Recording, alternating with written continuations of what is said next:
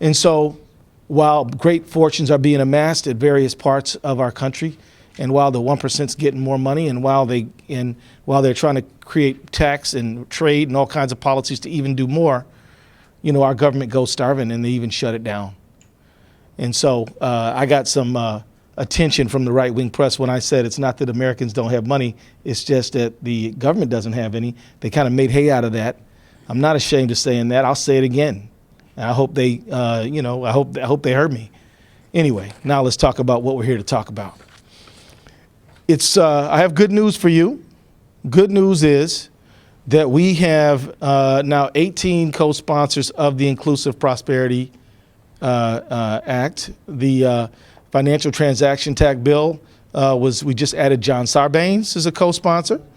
We had an enormous group organized by nurses and others, and I'm sure in PDA and others, yeah, you guys were there, to come together and lobby Congress to get people on this bill.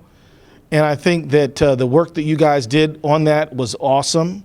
As I said, you've got to show up, and you are showing up, and I'm so proud of that.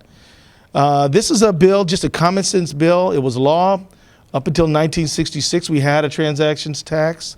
Numerous countries around the world have a transactions tax.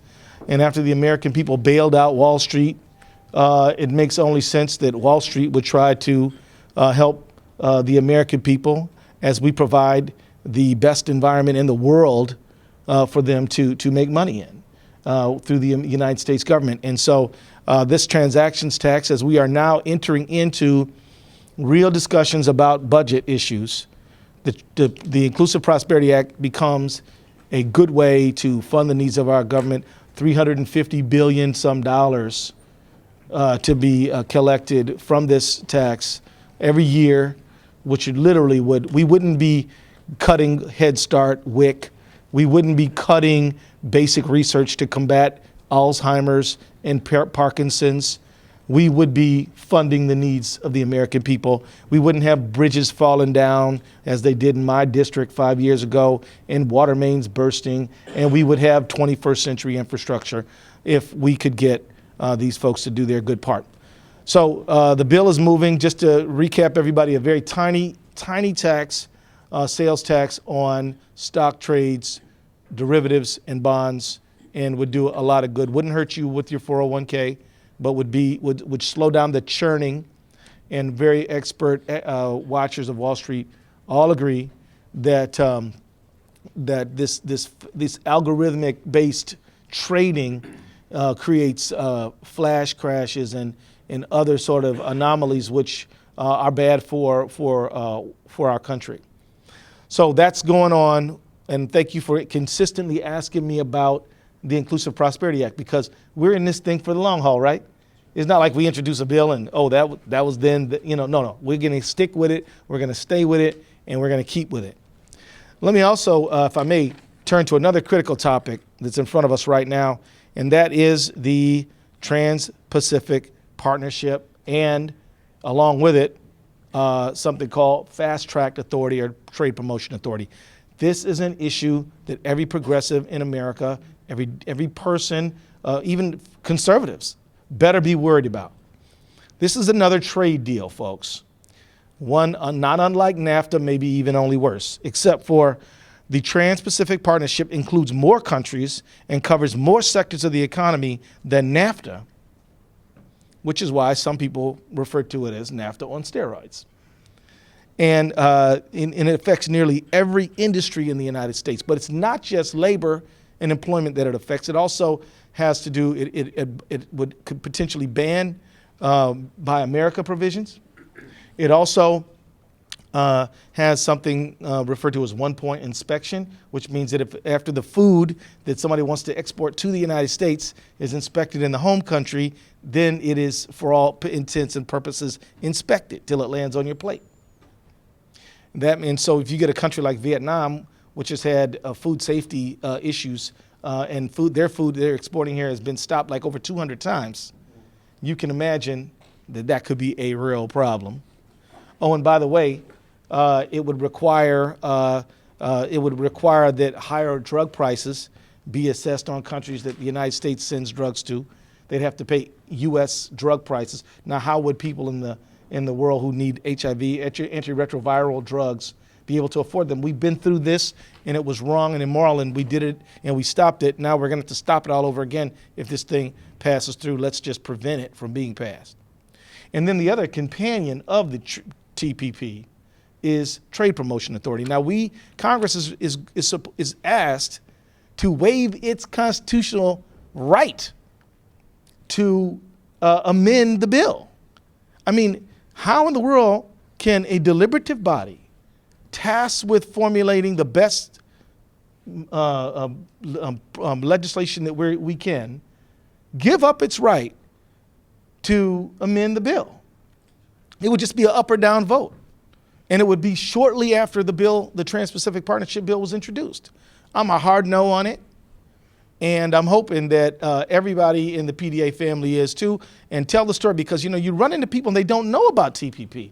And it's not because they're not sharp, it's because it's not even public. Some of you might very, correctly say, hey, Keith, could you send me a copy of the Trans-Pacific Partnership Bill? And I'd have to tell you, no, I cannot. I haven't seen it. Yet 600 business and industry people have seen it, and they're required not to tell anybody what they've seen. But if I want to see it, maybe I can go see a few pages of it on a certain chapter or title. If it's so good, how come it's not a public process? We should not pass Trade Promotion Authority, and we should be very, very suspicious of TPP. And I guarantee you one thing, if we start raising issues around TPP, they're going to have to back off because it's not defensible. It's not defensible. It is an agreement between elites so that they can make more money. And here's a little stat that you may make your eyebrows raise a little bit. In the 2 decades since NAFTA, which we were promised would be this big job engine, in the 2 decades since NAFTA, over 62% of organized workers negotiating for better pay have received threats of offshoring from their employers. Okay, is it okay if I say it again?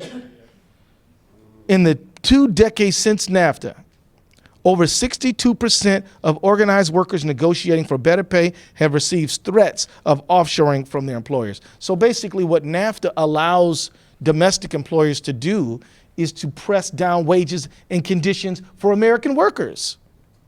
Oh, you want more pay? Oh, that's interesting. Because I know some people who work for 10% of what you get paid, and they don't complain. So I think you better shut up and be glad you have any job. That's the message, right? So look, we can't tolerate this. We won't tolerate this, but we've got to organize against it. I just want to wrap up by saying this very quick thing. So I'm very honored to be co-chair of the Progressive Caucus. Me and Raul Grijalva lead the organization, but we have a host of awesome, out of control, great public servants, including folks you're going to hear from today, like my good buddy Alan Grayson, Barbara Lee, and others. And all I want to say is that that we can't do anything by ourselves. The power's not in the politician's hand. The power's in the people's hand. The power is spread out across America with all these passionate people. And guess what? They're all colors. They're white, they're black, they're Latino, they're Asian, they're Native.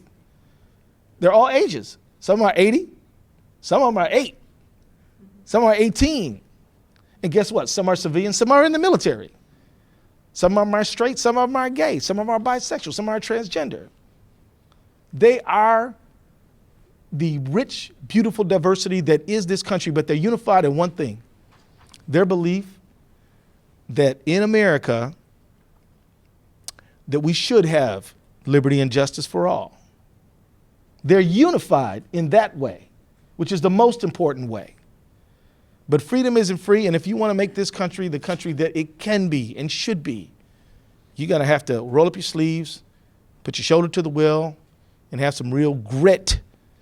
Because we got a lot of smart people who understand the problem. What we need is some courageous people who are going to fight for a good solution.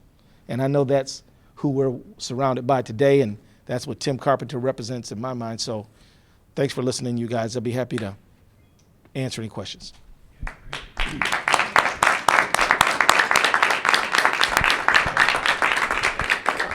Thank you. Well said. And I don't have to emphasize to you that we have some real heroes on the Hill, and we really need to support them so that their voices can get even louder than they are now. We have time just for maybe one or two very quick questions or comments, and then we'll let the representative go on to, I'm sure, a very busy day. Stephen? Yes, thank you, Mr. Ellison. My question is, I've been spending the last week on protecting the vote in Virginia, where the election was just certified yesterday. And my concern in that regard is the status of two things in Congress. One, John Lewis's bill, H.R. 12, and the Voting Rights Amendment. And I would like you, if you can, to update us on that. Thanks. Let me get there quick. I know I was supposed to mention the Voting Rights Act, but I tried to quicken up. So much to talk about. There's so much to talk about. Okay, so these folks who want to pass laws that basically prioritize profit over people and do a whole bunch of other stuff, take women's right to control their medical health and their decision making, all those folks who represent that point of view, they know they cannot win the debate. So they're just trying to take people's right to vote away. And so John Lewis's bill, John is trying to negotiate. So if you're talking about the one to restore to correct the problem the Supreme Court created, that particular bill, he's working. A lot of Republicans voted for it, like over 300 of them voted to reauthorize the Voting Rights Act back in 2006. And so, if they were for it then, they should be still for it. And so he's working hard on that. Now, it's also important to remember that as soon as the Supreme Court gutted the Voting Rights Act, a lot of legislatures controlled by right-wing Republicans immediately introduced these photo ID bills. Now, I think we should challenge these photo ID bills in court because there's no reason for any of them, and none of them have any merit at all.